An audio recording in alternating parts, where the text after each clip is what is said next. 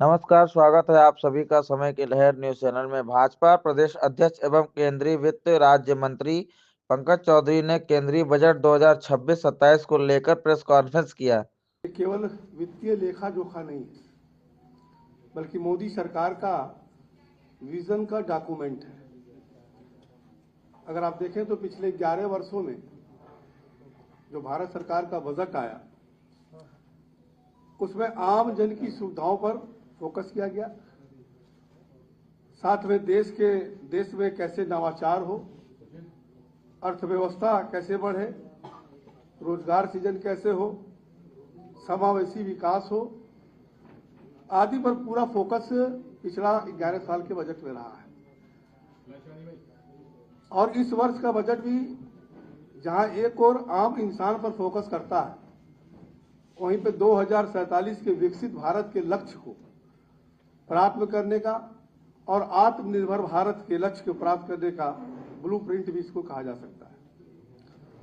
मोदी सरकार का अगर देखें तो 2014 के बाद से इंफ्रास्ट्रक्चर पर विशेष फोकस रहा है।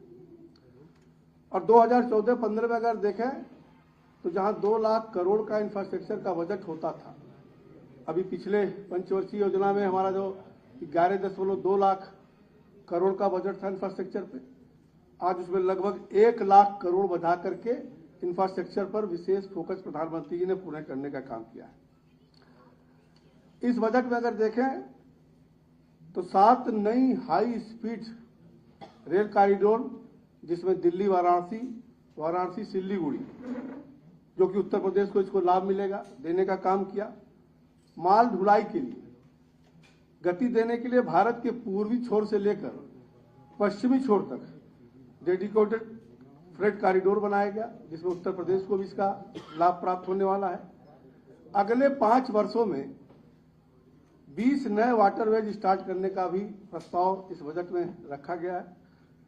5 लाख से ज्यादा आबादी वाले शहरों को, जो 2 टियर 2 टियर 3 हैं, इन सिटी को इकोनॉमिक रीजन बनाए जाएंगे और हर शहर में 5 साल में करीब 5,000 करोड़ रुपया इस पर खर्च किया जाएगा।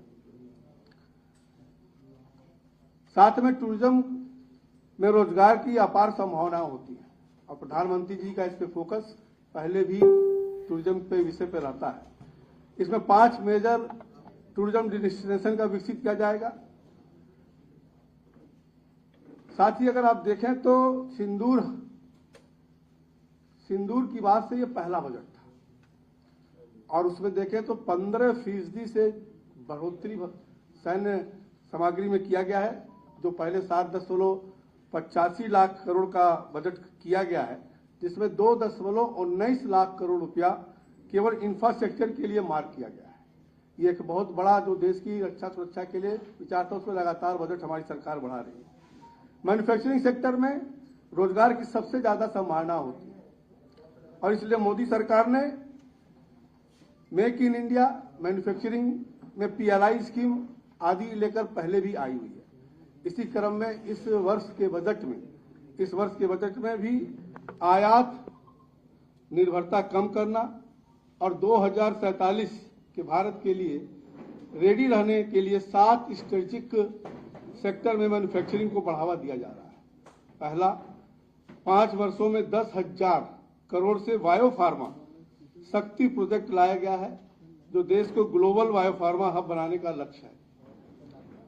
सेमीकंडक्टर मैन्युफैक्चरिंग के लिए इंडिया सेमी कंडक्टर मिशन 2.0 लेकर के आएगा और आप सब जानते हैं कि आज के युग में सेमीकंडक्टर का रोल बहुत बड़ा होता है। अभी तक हम दुनिया पे निर्भर रहते थे, आज हम उस पर आगे बढ़ने का काम कर रहे हैं। हम लोग मोबाइल निर्माण में दुनिया में दूसरे स्थान पर हैं, उसको और आगे बढ़ाने के लिए 40,000 करोड़ से इलेक्ट्रॉनिक मैन्युफैक्चरिंग को बूस्ट देने की भी प्रस्ताव इस बजट में दिया गया है। रेयर अर्थ मेटल आयात निर्भरता कम करने के लिए ओडिशा, आंध्र प्रदेश, तमिलनाडु, केरल में रेयर अर्थ माइनिंग का प्रोसेसिंग सेंटर बनाया गया है। ये बात मैं मित्रों इसलिए भी कह रहा हूं कि जब 2047 का भारत हमें विकसित भारत बनाना है, तो हमें आत्मनिर्भरता पे भी ज्यादा जोर देना होगा। ये बजट कुछ इस समय के लिए भी है और ये 2047 के विकसित भारत को और आगे ले जाने के लिए फ्यूचरिस्टिक बजट कहा जाएगा। प्लग एंड प्ले मोड पे देश में 3 केमिकल पार्क बनाए जाएंगे। उच्च गुणवत्ता के टूल, हैवी टूल जैसे टनल मशीन आदि देश में ही बने। ये प्रयास हमारा है कि जब हमको विकसित राष्ट्र बनना है तो हर क्षेत्र में कहीं ना कहीं दुनिया के टॉप 10 की सूची में भारत को